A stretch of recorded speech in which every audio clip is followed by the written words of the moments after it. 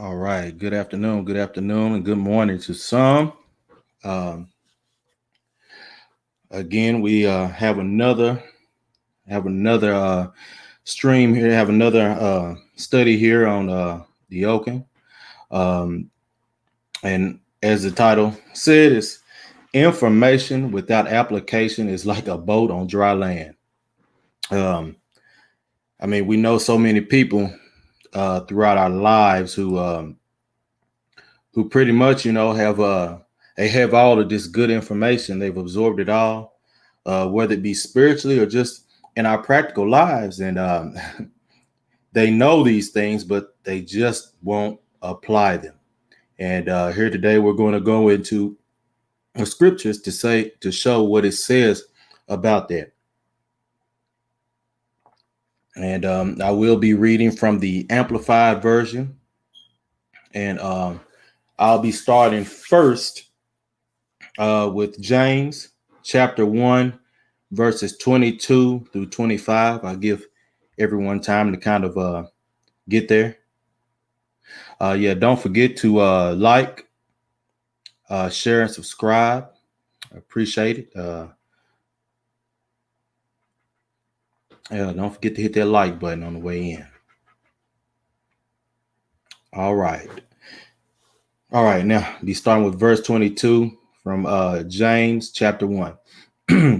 But prove yourselves doers of the word, meaning actively and continually obeying God's precepts, and not merely listeners who hear the word but fail to internalize its meaning, deluding yourselves by unsound reasoning contrary to the truth.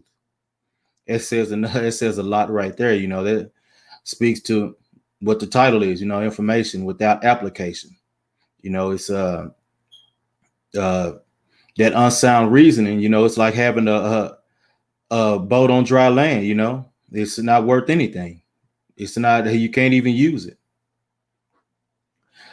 So now next to verse 23 reads, For if anyone only listens to the word without obeying it, he is like a man who looks very carefully at his natural face in a mirror. For once he has looked at himself and gone away, he immediately forgets what he looked like. Oh man. It's basically talking about people who, they're hearing the word, but they're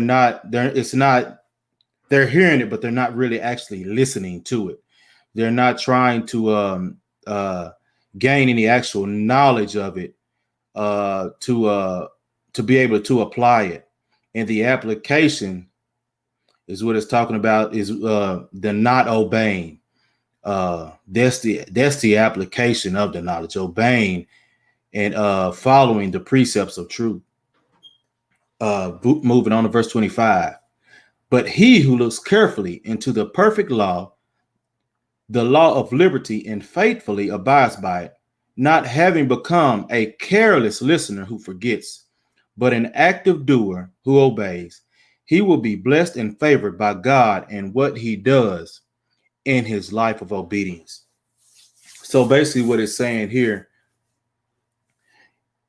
people that call themselves Christians, or even Hebrew Israelites, people who claim themselves followers of this word, if they're not following, if they're not obeying it, if they're not internalizing the meanings, if they're not applying it, they are a careless listener.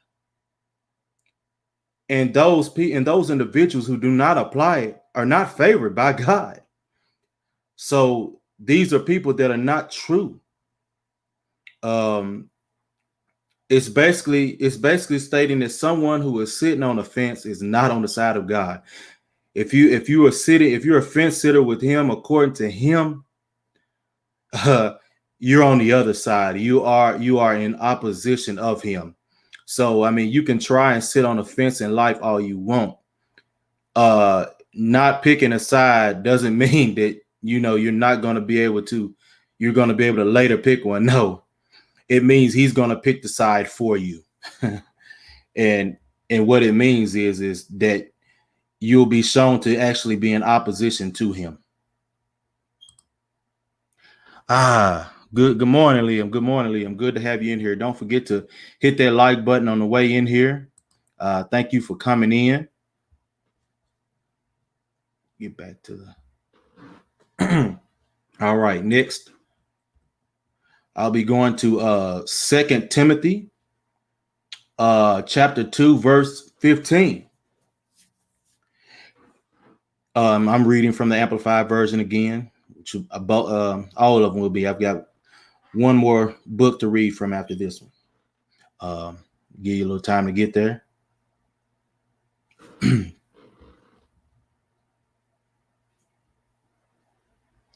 And verse 15 reads as such: study and do your best to present yourself to God, approved a workman, tested by trial, who has no reason to be ashamed, accurately handling and skillfully teaching the word of truth. Basically, what it's saying here is you are to study the precepts of God, to study the laws, the paths, how He wants you to live your life. You're supposed to study these rules and edicts, and then you're tested by the meaning tested by trial, meaning tested by trial. All it means is that you've actively applied them. You've done it. And because you have done it, you have no reason to be ashamed concerning Him. Because if you've done what He's asked of you, that means you've accurately handled, and then you can skillfully teach truth to someone else. That's all it's simply meaning. And that's easy, that's simple, because, most of it's not hard. But, you have so many people who aren't ready, for this knowledge. They're like babies, some they're not ready to eat meat. They have to stay digesting milk. So you have people that try to come to this on their own, and they don't have the mind to be able to digest it by themselves. And that's why they need others who are skillful in breaking down and understanding the knowledge that's to be given here, and also who actually have been tested by trial, meaning they've actually gone out and done these things. They actively do them. They're not just saying it, but they show that they do it. What's up, Dallas Cowboys Nation? Thanks for coming in. Go ahead and hit that like button on the way in, y'all. And the last one that I'll be reading from is John chapter 4, verses 23 through 24. I'll be reading from the Amplified version as well. I'll give y'all a few seconds here to kind of turn and to kind of look here. Kind of get there to John chapter 4, verses 23 through 24.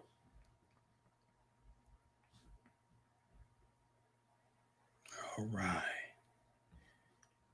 And it reads as such: but a time is coming and is already here when the true worshipers will worship the Father in spirit, meaning from the heart, and in truth.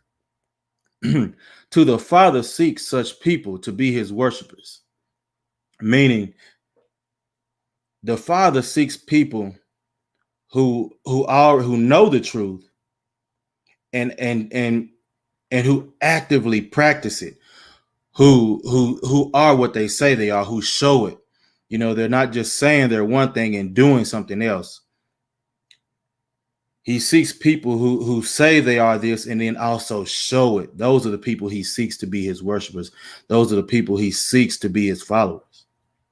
Verse 24: God is spirit, meaning the source of light. The source of life, yet invisible to mankind. And those who worship Him must worship in spirit and in truth. That goes back to what I was explaining earlier. That basically Those who claim to worship him must worship him in spirit, meaning from the heart and in truth. The truth is their actions, what they're doing.